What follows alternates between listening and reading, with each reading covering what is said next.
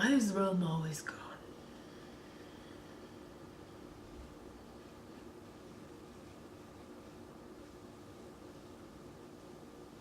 Okay. It's a Brontosaurus. Starting off with the Jack Sparrow side, use black eyeliner and messily smudge it around with a Q-tip and a little bit of Vaseline. Now use a small round brush and black paint to etch out where the separation of the two jacks in the middle of the face is going to be. Highlight the same line with white to make it stand out a little bit more. And then apply red paint with a small flat brush.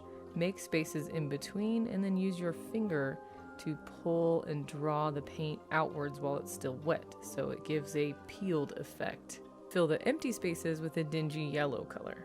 Make the edge more obvious by smudging black eyeshadow underneath and then going back over it one more time with the black paint.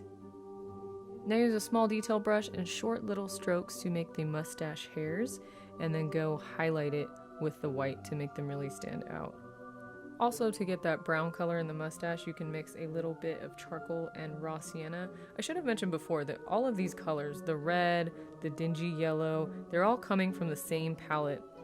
It's called the Wolfe Effects Monster Palette, and it's one of my favorites. It's very universal. I use it for a lot of different looks, and it comes with that little round brush you saw in the beginning too, so it's kind of perfect. Okay, as you can see, I got started on the Jack Skellington side by etching out the eye shape. And I did use a reference photo. I don't have his character completely memorized, so it was really useful to be able to see where the placement of the lines, the shading, and the shadowing are on Jack Skellington's face. Another tip, when you want a soft black edge or shadowy effect over on top of white paint, it is much easier to use black eyeshadow instead of the black paint. That is because black paint is a little bit harder to blend, it takes more time, so it's just easier to use the black eyeshadow in the areas that you want to kind of dissipate and look softer, and then go for the black paint when you want harsher, thicker, or thinner lines.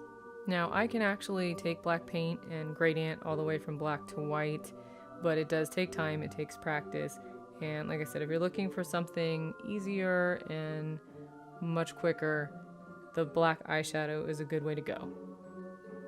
Okay, so I had decided earlier on that I wanted to use Jack Sparrow's costume, but put in Jack Skellington's bat that he has on his chest.